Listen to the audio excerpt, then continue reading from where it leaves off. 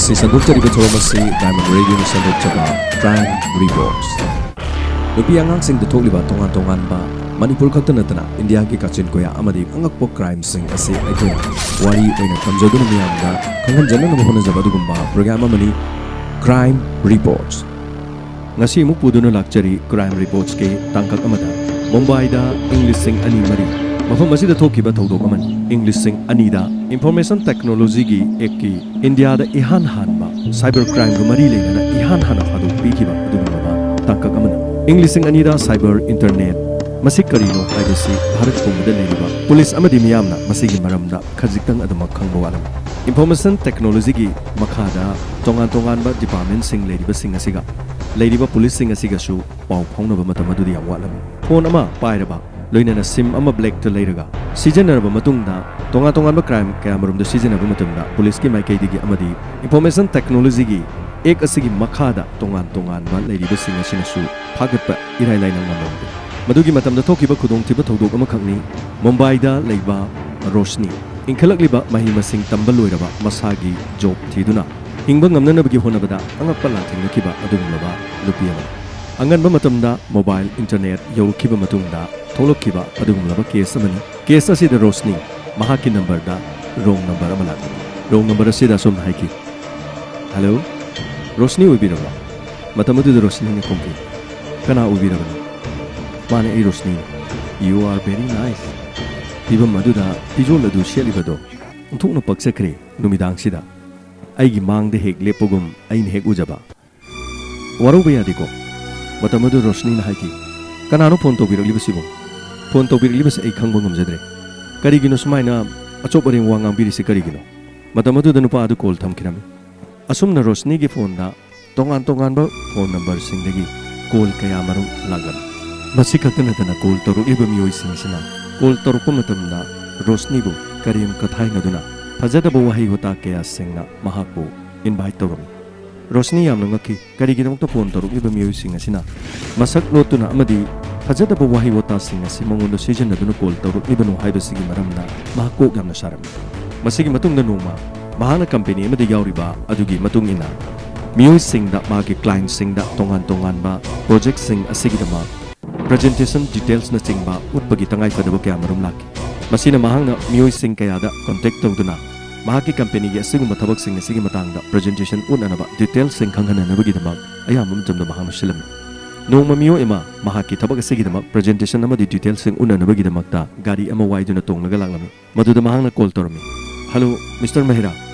ayhak aigi company adugi presentation amadi details ki matangda adomda khanghana nabagi damak adongbo unase habadu karamba hotel da aduga karamba mafam da unasege amukta haibiu matamadu da Mehra hariba misna hariki room da unase matamadu da Rosni na haiki sa room da natrabasu unaba yani Mehra na haiki kariso chingnabi gano company gi matang da khanaga da bawani aduna khara secret oining bagini Mehra na haiba hotel adu da Rosni laglami hotel adu gi changpham da Mr. Mehra na leiriba kasi room number kaya da haina hanglami matamadu da hotel gi receptionist ning haraglami room number 200 da chatpiu matamadu da 200 da Rosni chalami ka adu de hek changlapaga Mehra hariba miyoi sleram kamin Rosni changbiro mafam asida lapi bagi damak thagachari drinks pai ge dabra matamadu da Rosni na haki ya jere aigi presentation amasung details mafam asida lere masi sarda mu uchalingi Rosni na hariba wafam adu ta da Mehra na harakmani Rosni gi pamjaba machu si kari machuno aini khanbada selak liba black machu si oigedaba male chumra matamadu da sir oro bi yadre aigi presentation si sita lejare si hana mutun ging bigadra Mehra na haiki presentation ti thoidok panate da Rosni aduga aina khangjaning badi ngasi ahing sigi oina ai lupa lising tara manga pijege haiba wafum sin matamadu da Rosni na haiki karino habiri wafum se aidi aigi company gi thabaki damakta ai presentation amati details uchaba lakjabani aibu sarna ubiri ba miyeng du kari miyeng no ai adugum nupi nate ai tangai phadabagi ai mafam asida ai sarda details amati presentation singse utke haiduna lakjabani matamadu da nakoi nupi singi ahogoda dumaina hairaga hekta malhan base yamna thagale Rosni you are great nangi personality amadi nangi maung matokse I like it ai pame akhana na aina thoina ngasigi unana nabagi damakta silibase nahaki damakta ni nahana yabiruga loini matam aduda sar gi wafam se engoda yam henjilabra ni khale ai mafam asida igi thabak ki damang lakpani ai bu ubiribam yengdo yam thunu mak thadoppiu yengbigadabra yengbiroi yengloi organ ai mafam asida gi chachakre matam aduda khanghaudana maherana Rosni bu phana na bhonarami amadi mahaki khudong chawal longna na bagi dama honarami matam aduda Rosni na security haina laubudagi hotel adugi mapanda ngaktuna leriba security manung aduda changsilaki amadi hotel adugi manager su changsilaki karino mafam asida toriba thodok se haina asumna police kaurugu matungda mahera su mafam adudagi phagatki amadi Rosni su mabuni nungsiduna mahangna khallubaga amadi oirakniba phibam adugi matangda Rosni su yamna kapchaki amadi police station da FIR ama channa bagi dama punna police station da chatminarami matamadu da police ta complaint torami masigi nupa se mahang aigi izat puting simnagi haina toribani kariguma matamjana security singla amdrabadi ngasi aigi punsi silurabani mahak pu phaduna matik chaba dandi pibiu mahak se farsi tawduna hatpada matik charaba mi amani mahang na yauriba company dugi mapu dasu police station da laklami amadi Rosnina sir yimbiu Aku company ki presentation amadi details unna bagi da mahangna ibu hotel amada kauraga mahangna igi punsi da temsinna rakibani Rosni hariba nupi ase company gi mingda masana masabu yontokpa nupini yamna lemna amadi mimangda company gi thabak toba saraga hotel amadi achekpa tanja yengduna ahing amagi mamal chawna longduna masa yoliba nupi amani mahangna ibu internet ki kuthangda amadi phone ki kuthangda mana ibu kauraga mafam masi laklakanda mahangna ibu saruk toba ase masi mana ibu minamani Mahaki sigumali chachida adamok chatunu leba nupini asumna hariki loinana Mehrana police inspector makoksenki loinana mahangna tumina Rosni gi maramda masigi nupise nokoi thajadaba togunu thajadraga magi email check tobiu email sikta email da amadi website ta maki address thadoklaga mahangna nupa singbu lang thaklibase aina lalibra mana lalibra haibado noi muktung yeng mafam masida mana engodagi izat ki dabi longna nubagi dabok mahangna sarok tobaga aibu awaba tana na bukhona bani haibu wafam se mahana police ta haike loinana mafam adu da leriba police station adu da leriba police officer adu da Rosni na haike mahang haibu wafam singse aran bu wafam ngakten ai hakti company amada thabak tok jaban nupini hotel amada mahang na aibu kauruga namdana ai izat tensin na bugi da mahang hona kibani mahak pu marali bugi matungina mahak pu dandi pibiu mahang haibu singse aran bu ngakten matamadu da police officer dun hariki pigini dandi do so idene pigini adubu akoina pigada dandi se nupa sinati nangni ko nupi nangni akoina pigada libse nang kananu karino haibse akoi muna khang meran haribo wafam sigi akoina chapchana khangle na internet ta website ta nasagi phone number amadi nasagi photo sing thagalaga mioi khudimakta nangna lang thaklaba matungda mioi sing adubu nangna mafam amadagi amada kauruga sel tan manupi ni haibse akoina khang nang karamba minoi se akoina khangi wafam adu tab matamda Rosni ki company gi lagliba mapu duna hairami Rosni nahak ko akoina thajaramba se yamna lale nahakna aduk tuk chabali chat amada chatpa internet ki khuthang da nangna email da client sing bunangna loina ma khangna na ba honaraba matungda nangna topa mafam sing da kau dun sigumali chachi chatpa aigi company bu sumik chat thina na honaba aina nongoda thajaba punama ngasirigi mang nang ngasirigi akoigi company ga karimdo mari leinadre asumna hairiga nupa adu chatkirami Rosni na nati sir ai bulana matu lobiganu aigi wafam singse amukta tabiu hairiba miuse ai kanano haiba khangde mahangna aikoigi company gi thabak ki damak presentation amadi details sing ulu haidunu kauraga mahangna aigi ijat pu temsina kibani sir please aigi wase amukta tabiu sir wafam adu kariguma mukta tadana mahaki company gi mioi adu chatkirami masigi matungda police na hey nupi email da nupa kayabu chatting tawduna nupa kayabu nangna khomjin na bahonaba loina na maduda nangna nasal lon bagi karbar chathaba nupi amana to nangi aron athup singsi khanglani haiduna nangna case asida hena chawkhalaga nangna ijat ki dabi talaga nupa asidagi sel tanan bahonari bido madu khwaidigi laibak chibi abalda nupi se bhajalo magi phone chi mullo yam thuna phone chu pahinganu lokop ta thammaga chara hu mari helalaga chai khara charba matungda machin loi sengna haidorkan yam thuna namak makse manungda thamo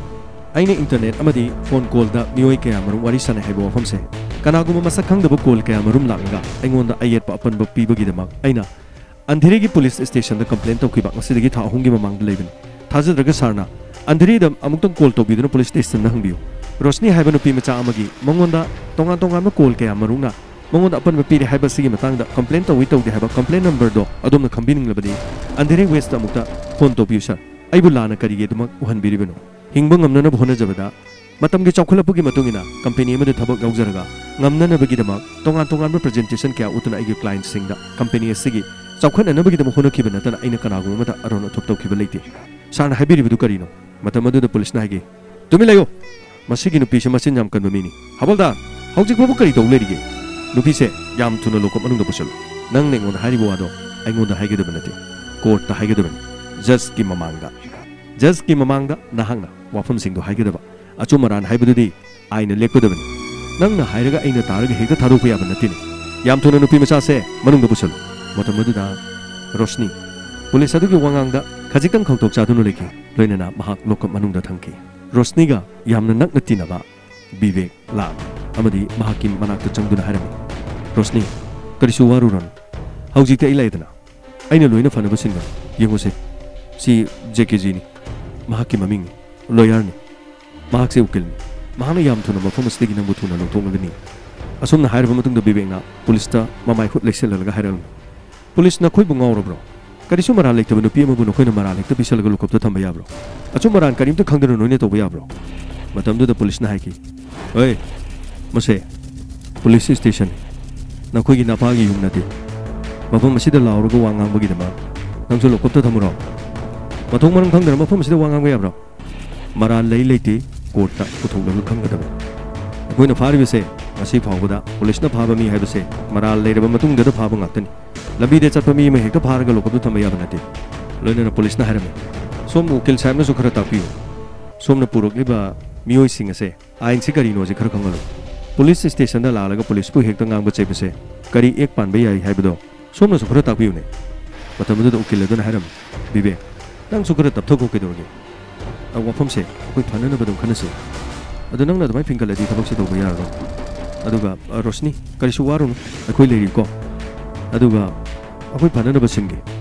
लोइनना विवेक रोशनी की मनाक्ता चंगलम अदुगा हाइरम रोशनी करिसु वारुनु हौजिकते इलाइदना आई लाबनिना आइना फानबा लोइना सिनगनि मखा तारकदा state versus रोशनी Carta रोशनी पुथोरकलम मतमदुदा public prosecutor ना हाइरम your रोशनी हारिबा नुपी असे company दा महांगना तौरिबा असे company की थबक तौबगी नमादा मसाना मसाबु योथोकचबा अदुगुमबा यामना ngaknaba नुपी अमन लोइनना prostitution वाही असे सिजनबगी दमा रोशनी ngakpigani वाही असे तंगाई फदना हाइदबा यादबा मरमदि मसी नंगी असेंगबा नंगी नरम चटनी महाकी अनौबा मखल मखल की चांगे कयाना महाकना मियोय कया मरुम फारमबा अदुगुम नुपी महाकी मार्केटिंग स्किल सिना महाकना महाकी बिजनेस की स्किल इन सीजन बदनतना महाक मसामा की तोंगानबा लानाई की बिजनेस अमदा सीजन ननबगी दमक्ता मॉडर्न टेक्नोलॉजी नौना थोरकलिबा सिगुम्बा टेक्नोलॉजी असि सीजनबा नुपी मखलमन योरोना आइगोंदा खुदम सांगदम अमा लेजै हाइरिबा नुपी असिगी थवों खरगी मयाम पुनमना सोइदना खंगबा ngamgani महाक असि करम नुपीनो हाइबसि सी इज रियली वेरी स्मार्ट महाक से यामना हाइ सिंगबा नुपी अमनि योरोना केस असिदा साखी पीबी ननबगीदमा पुलिस इंस्पेक्टर कामत पु मफम असिदा कोक्चिनजरी मतमदुदा इंस्पेक्टर कामत कौथोरलमी अमदी पब्लिक प्रोसिक्यूटर ना हंगलमी इंस्पेक्टर कामत अदोमना रोशनी बु फारबा मतुंगदा इहान हाना करी थिजिन हुमजिनबा हाइरिबा नुपी असिगी मरमदा अदोमना करी खोंथांग हाना पाइखटखिबगी हाइबसि मियामदा मुक्तो तंबी अहानबदे कोइना हाइरिबा नुपी मसासिगी महाकी फोन कॉल्स अमदी महाकी फोन चेक तौकी अमदी महाकी कंप्यूटर दा अखोइना करी करी यावबगी हाइबसि अहानबदे अखोइना थिजिनखि अखोइना अहानबा मुक्तदा महाकी कंप्यूटर दा अखोइना फंखिबसि चिठी नते करी ईमेल हाइबो वरमाल होजिकानगी ईमेल खरा अखोइना फंगबो ngamki असुमना पुलिस अदुना ईमेल अमदी चिठी हाइबसिगी मरमदा खंगदबा मतमदुदा इनौ नौना थोलोपगी मतम अमो ओखिबना पुलिस ऑफिसर असिनसु वहाइसिंग असि सिजनबदा खरा लुना थोलम लोइना महाना सिजनरिबा फोन अदुदगी महाना महाकी कस्टमर दा तौखिबगी कॉल नंबर कयामरु महाकी फोन दा याउदुना लेर पब्लिक प्रोसिक्यूटर ना हाइरमी इंस्पेक्टर कामत याउरिबा फोन नंबर सिंग अदु रोशनी हाइरिबा नुपी असिना महाकी थबकी दमक्ता सिजनकिबा फोन नंबर नि हाइबसि अदोना मतौ करमना खंगबा ngambage हाइजगे हाइरिबा नुपी मसासिना mahaki client singda ayamba matamda email gi khuthangda ahanba makta da pau phongni email da pau phongnarba matungda mahakna wari watai sanaduna makhoibu naksinna na bhone public prosecutor na harami adu orabadi inspector kamat adomna case asi hena khomang choksin na nabagi dama adomna phangliba call number sing adugi mioi sing adu case asi yauna nabagi dama kari gi dama kokriban okil sa wafam asi dani yam luri wafam se hariba number asigi mioi sing asi ayamana mayu makai palaba mioi nga to iram masida koina makhoi bu kauruba matamna kharadi nupi masa asin hairapagi matungina akoina call torubani hariba thabak sida koi yaurubani loina akhoi di yum kai palabani na hariba sida koi yaujaningde kana gum kharadi station da laktana khong pairaga khurumba yauribani da sa amase nupi masa si yamna hariba lambi sida yam singba nupi masa mani kana gum kharadi case asida yaujaningde dana akhoi chen hanbi ganu haidana nupi asina tangai phadana mahanga makoida hauropadi gi wafam ase hodolubani mahakko unagi bisu leiti haibana ayama ngaktani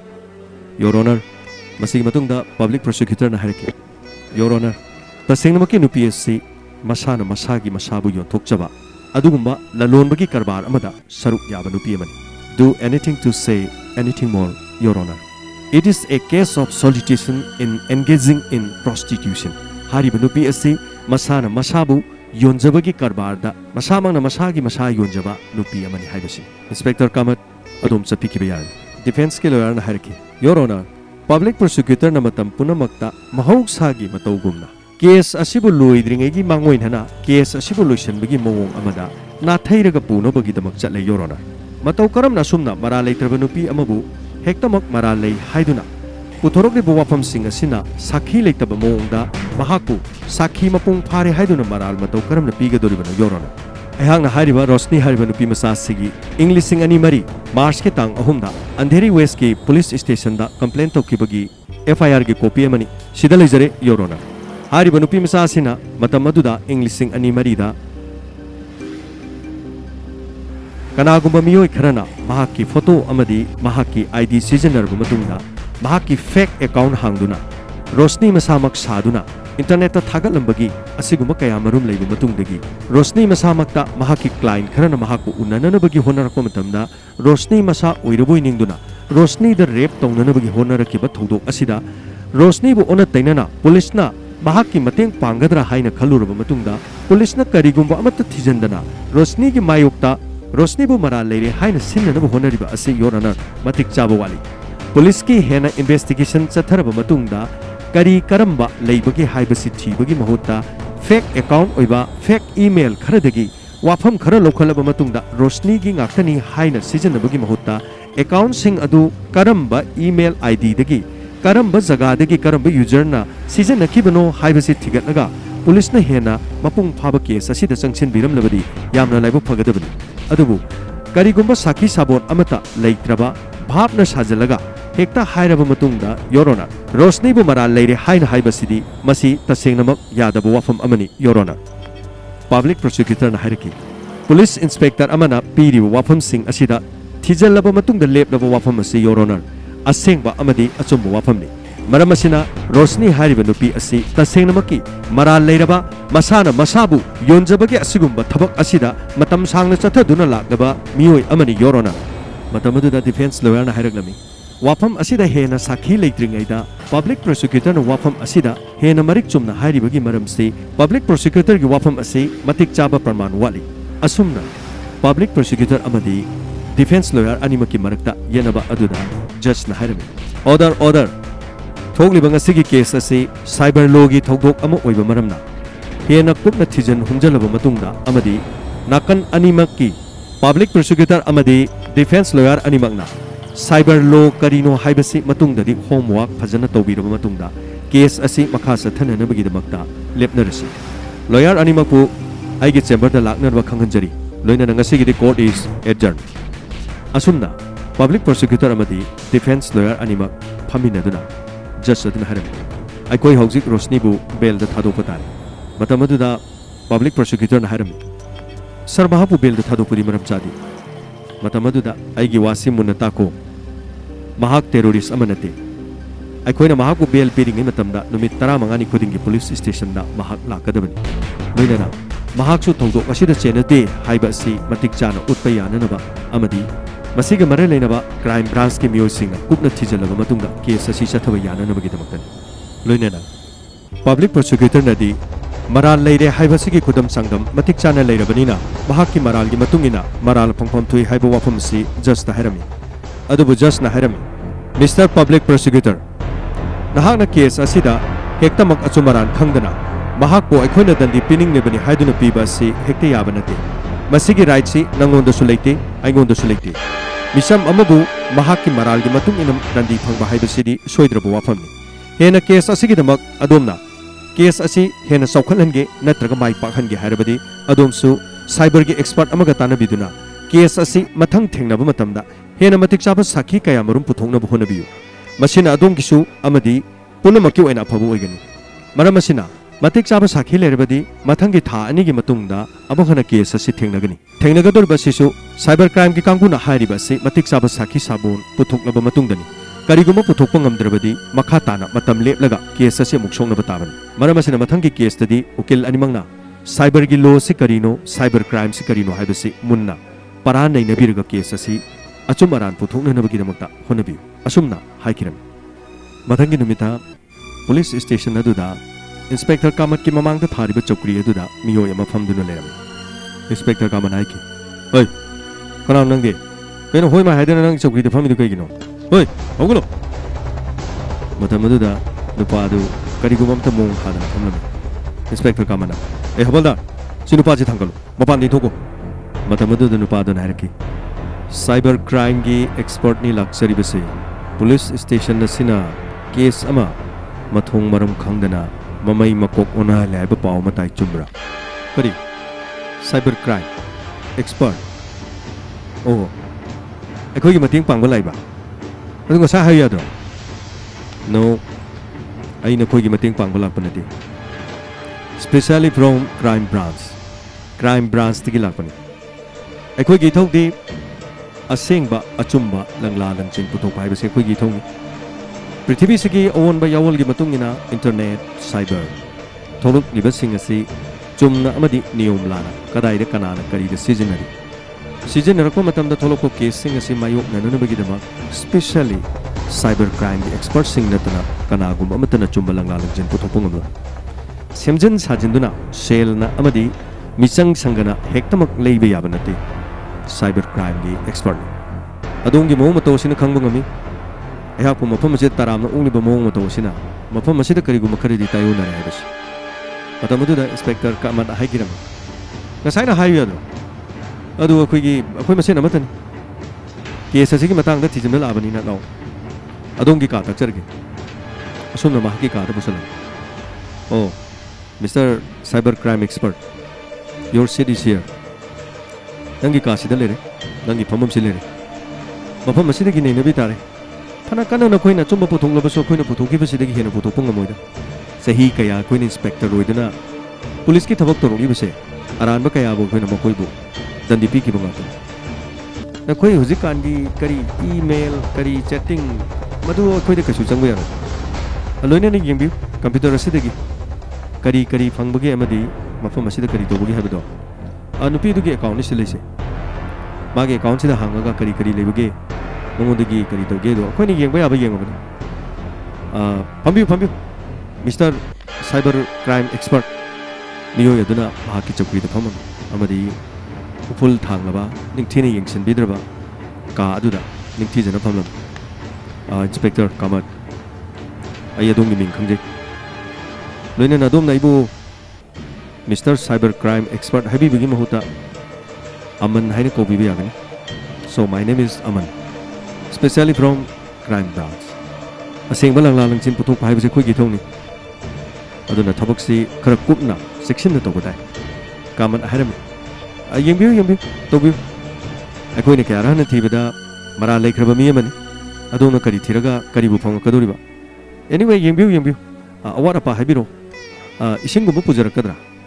अवार अपा लेरसु हेक्ता हाइबिरो thank you inspector Kamat आइगी थबकसी मी अतोप खितंग अयत अपन पीबे यादी यारिबा मखै इंगोंदा disturb तौबिरक्तनबा नोलुकचरी ꯑꯩꯅ ꯊꯤꯒꯠꯆꯔꯤꯕꯁꯤꯒꯤ ꯂꯪꯂꯥ ꯂꯪꯖꯤꯟ ꯑꯁꯤꯅ ꯊꯣꯛꯂꯤꯕ ꯊꯧꯗꯣꯛꯁꯤꯒꯤ ꯑꯆꯨꯝꯕ ꯈꯔꯗꯤ ꯑꯩꯅ ꯁꯣꯏꯗꯅ ꯄꯨꯔꯛꯀꯅꯤ ꯍꯥꯏꯕꯒꯤ ꯊꯥꯖꯕꯁꯦ ꯑꯗꯣꯝꯗꯁꯨ ꯄꯤꯖꯔꯤ ꯀꯦꯁ ꯑꯁꯤꯗ ꯆꯦꯟꯅꯔꯤꯕ ꯅꯨꯄꯤ ꯑꯁꯤꯅ ꯂꯥꯜꯂꯝꯕ ꯌꯥꯏ ꯆꯨꯝꯂꯝꯕꯁꯨ ꯌꯥꯏ ꯍꯥꯟꯅ ꯈꯪꯂꯝꯗꯕ ꯀꯌꯥ ꯃꯔꯨꯝ ꯈꯪꯂꯝꯕ ꯌꯥꯏ ꯍꯦꯟꯅ ꯃꯔꯥꯜ ꯂꯩꯔꯝꯕꯁꯨ ꯌꯥꯏ ꯃꯔꯥꯜ ꯁꯨꯡꯂꯩ ꯂꯩꯔꯝꯗꯕꯁꯨ ꯌꯥꯏ ꯑꯗꯨꯃꯛꯄꯨ ꯍꯧꯖꯤꯛ ꯑꯣꯏꯔꯤꯕ ꯐꯤꯕꯝꯁꯤꯗꯗꯤ ꯑꯩꯈꯣꯏꯅ ꯃꯔꯥꯜ ꯂꯩꯔꯦ ꯍꯥꯏꯅ ꯂꯦꯞꯄ ꯌꯥꯗꯕꯅꯤꯅ ꯑꯁꯦꯡꯕꯗꯨ ꯑꯩꯈꯣꯏꯅ ꯄꯨꯊꯣꯛꯆꯒꯗꯧꯔꯤꯕꯅꯤ ꯑꯁꯨꯝꯅ ꯍꯥꯏꯔꯝꯃꯤ ꯀ꯭ꯔꯥꯏꯝ ꯕ꯭ꯔꯥꯟꯆꯇꯒꯤ ꯂꯥꯛꯂꯤꯕ ꯁꯥꯏꯕꯔꯒꯤ ꯑꯦꯛꯁꯄꯔꯠ ꯑꯣꯏꯔꯕ ꯑꯃꯟꯅ ꯊꯣꯛꯂꯤꯕ ꯀꯦꯁ ꯑꯁꯤꯒꯤ ꯃꯇꯥꯡꯗ ꯃꯍꯥꯛꯅ ꯌꯥꯝꯅ ꯀꯨꯞꯅ ꯊꯤꯖꯤꯜꯂꯝꯃꯤ ꯅꯨꯄꯤ ꯑꯁꯤꯒꯤ ꯁꯤꯖꯤꯟꯅꯔꯤꯕ ꯃꯍꯥꯛꯀꯤ ꯐꯣꯇꯣ ꯑꯁꯤ ꯃꯍꯥꯛ ꯃꯁꯥꯃꯛꯀꯤꯔꯥ ꯐꯣꯇꯣ ꯑꯁꯤ ꯀꯔꯝꯕ ꯇꯥꯡꯗ ꯍꯥꯞꯀꯠꯂꯛꯈꯤꯕꯅꯣ ꯀꯔꯝꯕ ꯂꯣꯀꯦꯁꯟꯗꯒꯤ ꯂꯩꯕ ꯃꯤꯑꯣꯏꯅ ꯍꯥꯞꯀꯠꯂꯛꯈꯤꯕꯒꯦ ꯐꯣꯇꯣ ꯑꯁꯤꯗ ꯅꯠꯇꯅ ꯑꯇꯣꯞꯄ ꯀꯔꯤ ꯀꯔꯤ ꯌꯥꯎꯏ ꯍꯥꯏꯕ ꯋꯥꯐꯝꯁꯤꯡ ꯃꯍꯥꯛꯅ ꯌꯥꯝꯅ ꯀꯨꯞꯅ ꯌꯦꯡꯁꯤꯜꯂꯝꯃꯤ ꯃꯁꯤꯒꯤ ꯃꯇꯨꯡꯗ ꯄꯨꯡꯈꯥꯏꯃꯨꯛ ꯐꯥꯔꯕ ꯃꯇꯨꯡꯗ ꯏꯟꯁꯄꯦꯛꯇꯔ ꯀꯥꯃꯠ ꯑꯃꯨꯛ ꯂꯥꯛꯂꯝꯃꯤ ꯑꯣ ꯃꯤꯁꯇꯔ ꯑꯃꯟ ꯀꯔꯤ ꯀꯔꯤ ꯐꯪꯉꯒꯦ ꯐꯪꯂꯕꯁꯨ ꯑꯩꯈꯣꯏꯅ ꯍꯥꯏꯈꯤꯕ ꯋꯥꯐꯝꯁꯤꯡꯗꯨ ꯑꯣꯏꯔꯝꯒꯅꯤꯗ ꯏꯃꯦꯜꯗ ꯃꯍꯥꯛ ꯃꯤꯑꯣꯏ ꯀꯌꯥ ꯃꯔꯨꯝꯒ ꯋꯥꯔꯤ ꯁꯥꯟꯅꯩ ꯌꯦꯡꯉꯨ ꯏꯃꯦꯜꯗ ꯃꯥꯅ ꯁꯥꯟꯅꯔꯤꯕ ꯃꯤꯁꯤꯡꯗꯣ ꯂꯣꯏꯅꯃꯛ ꯃꯍꯥꯛꯀꯤ ꯀꯔꯕꯥꯔ ꯑꯗꯨꯗ ꯃꯁꯥꯃꯛꯅ ꯕꯥꯔꯇꯣꯟ ꯇꯧꯔꯨꯕ ꯃꯤꯑꯣꯏ ꯉꯥꯛꯇꯅꯤ ꯃꯍꯥꯛꯅ ꯕꯥꯔꯇꯣꯟ ꯇꯧꯔꯨꯕꯅꯤꯅ ꯃꯤꯑꯣꯏꯁꯤꯡꯗꯨꯅ ꯃꯉꯣꯟꯗ ꯃꯍꯥꯛꯀꯤ ꯐꯣꯟꯗ ꯋꯥꯔꯤ ꯁꯥꯔꯛꯄ ꯃꯗꯨꯒꯤ ꯃꯇꯨꯡꯗꯒꯤ ꯃꯍꯥꯛꯅ ꯃꯐꯝ ꯑꯃꯗꯤ ꯖꯒꯥꯁꯤꯡ ꯁꯤꯜꯂꯒ ꯃꯍꯥꯛꯀꯤ ꯊꯕꯛ ꯑꯗꯨ ꯄꯥꯡꯊꯣꯛꯅꯅꯕ ꯑꯆꯧꯕ ꯁꯦꯟꯐꯝꯁꯤꯡ ꯇꯥꯟꯕ ꯃꯤꯑꯣꯏꯅꯤ ꯍꯥꯏꯕꯁꯦ ꯑꯩꯈꯣꯏꯅ ꯁꯦꯡꯅ ꯈꯪꯂꯕꯅꯤ ꯍꯧꯖꯤꯛꯇꯤ ꯁꯣꯏꯗꯅꯃꯛꯀꯤ ꯃꯤꯁꯇꯔ ꯑꯃꯟꯅꯁꯨ ꯈꯪꯕꯤꯔꯝꯂꯅꯤ ꯍꯥꯏꯔꯤꯕ ꯅꯨꯄꯤ ꯑꯁꯤ ꯀꯦꯁ ꯑꯁꯤꯗ ꯆꯦꯟꯅꯕꯅꯤ ꯍꯥꯏꯕꯁꯤ ꯍꯧꯖꯤꯛꯇꯤ ꯈꯪꯕꯤꯔꯝꯃꯒꯅꯤ ꯑꯦꯝ ꯑꯥꯏ ꯔꯥꯏꯠ ꯇꯟꯖꯥꯗꯨꯗ ꯑꯃꯟꯅ ꯈꯨꯝꯃꯝꯃꯤ ꯅꯣ ꯏꯟꯁꯄꯦꯛꯇꯔ ꯀꯥꯃꯠ ꯑꯗꯣꯝꯒꯤ ꯋꯥꯐꯝꯗꯨ ꯇꯥꯏꯌꯣꯟꯅꯕꯅꯤ ꯑꯗꯣꯝꯅ ꯁꯥꯏꯕꯔ ꯑꯁꯤ ꯀꯔꯤꯅꯣ ꯍꯥꯏꯅ ꯈꯪꯗꯕ ꯃꯔꯝꯅ ꯑꯗꯣꯝꯅ ꯏꯔꯥꯏ ꯂꯥꯏꯅ ꯍꯥꯏꯔꯤꯕꯅꯤ ꯁꯥꯏꯕꯔꯗꯤ ꯃꯤꯅꯝꯕ ꯌꯥꯗꯦ ꯀꯥꯞꯈꯤꯕ ꯐꯣꯇꯣꯒꯤ ꯗꯦꯠ ꯐꯣꯇꯣ ꯍꯥꯞꯈꯤꯕ ꯅꯨꯃꯤꯠ ꯐꯣꯇꯣ ꯍꯥꯞꯂꯤꯕꯁꯤ ꯃꯁꯥꯃꯛꯀꯤꯅꯤ ꯑꯃꯁꯨꯡ ꯃꯁꯥꯃꯛꯀꯤ ꯅꯠꯇꯦ ꯑꯦꯀꯥꯎꯟ ꯑꯁꯤ ꯀꯅꯥꯅ ꯁꯤꯖꯤꯟꯅꯩ ꯑꯦꯀꯥꯎꯟ ꯑꯁꯤ ꯀꯗꯥꯏꯗꯒꯤ ꯍꯥꯡꯏ ꯀꯔꯝꯕ ꯑꯦꯀꯥꯎꯟꯗꯒꯤ ꯍꯥꯡꯏ ꯍꯥꯏꯕ ꯋꯥꯐꯝꯁꯤꯡ ꯑꯁꯤꯅꯤ ꯍꯧꯖꯤꯛ ꯑꯩꯅ ꯃꯤꯀꯨꯞ ꯈꯔ ꯑꯁꯤꯗ ꯑꯩꯅ ꯐꯪꯖꯔꯤꯕꯗꯤ ꯑꯦꯀꯥꯎꯟ ꯑꯁꯤ ꯃꯤꯑꯣꯏ ꯑꯍꯨꯝꯅ ꯇꯣꯉꯥꯟ ꯇꯣꯉꯥꯟꯕ ꯃꯐꯝꯗꯒꯤ ꯁꯤꯖꯤꯟꯅꯔꯤ ꯑꯗꯨꯁꯨ ꯇꯣꯉꯥन तोंगानबा IP एड्रेस इंस्पेक्टर कामन हायरमी IP एड्रेस हाइसिना कई लमगी एड्रेस नतबा IP एड्रेस हाइसे सिना करमबनो मतमदुदा अमन हाइकी इंस्पेक्टर कामन कंप्यूटर खुदिमकी मसा मसागी IP एड्रेस अममम लेजै कंप्यूटर खुदिमकी IP एड्रेस सिंगसी अमगा अमगा मानदे लोइनना हाइरिबे अकाउंट असी तोंगान तोंगानबा कंप्यूटर की IP एड्रेस अमममदगी सिजनरी मरमसिना मियोई अहुमना तोंगान तोंगान सिजनरीब्रा हाइबो वाफमसु चिंगनबा लै मी अमखंगना सिजनरंबा ओइरंबसु दमग याय लोइनना मियोई अहुम ओइरंबसु याय अदुबो असेंबदि हौजिक हाइबो ngамद्रि मियोई सिंग असिगी लोकेशन अखोइन हौजिक पुथोकपो ngамद्रि अखोइगी भारतता हौजिक इंटरनेट चौखलबसु मतम असिददि इनौ नौबा हौबदा ngाइरिबनिना टेक्नोलॉजी सि यामना अनौबो ओइबा मरमना यामना पाक्सना हेक्तमक अचुंबा पुथोकपदा मतम खरा चंगरि अदुबु सोइदना आइना थाजबा पिजरि मतम खरगी मनुंगदा सोइदनमकी असेंगबसिंग से आइना लोइना पुथोकजगनि अदोमना हाइरिबा नुपी असिना हांगे हाइरिबा अकाउंट असि करिगिदमक्ता महांगना करिगिदमक्ता मियोय अहुमना सिजनगदुरिबा हाइबसि अकाउंट अमा हाइबसि तंगाइफदना मी अमखंगना सिजने अदुबु मियोय अहुमना तोंगान तोंगानबा जगादगी सिजनरी मरम असिना हाइरिबा केस असि खरा मथक मखा ओनबा हाइबदु ओइगदोरि हौजिमक्किदि करिमता हाइबा ngamदे मिस्टर कामत सो आइगी थबकसि आई इनिंग तमना अमुक्तंग तोहनबिको मखा ताना लोइना हाइजगी मतमदुदा इंस्पेक्टर कामना ओके इट्स ओके अदु असेंबदि लोइना खंगनी ओके असुमना हाइरमलगा इंस्पेक्टर कामना तौरिबा थबक अदुदा सिंथादबगी मवंगदा नौकरेम हाकिमना दुना थोकी अदुबु साइबर क्राइम की एक्सपर्ट ओरेबा आमन्ना हारिबा असि थिजनबदा पुनिंग चंगना अमदि केस असिगी लंगला लंजिन अचुंबा खंगननबगिदमक यामना कन्ना होनरमे ngasigidamakta tangkak asi matang asida loisinjari makha taba episode Rosni maralgi matung ina dandi phangkhibra Rosni bu kihankiba miyoi sing kana kanano Rosni da atamnana singnaragli kari maramdagino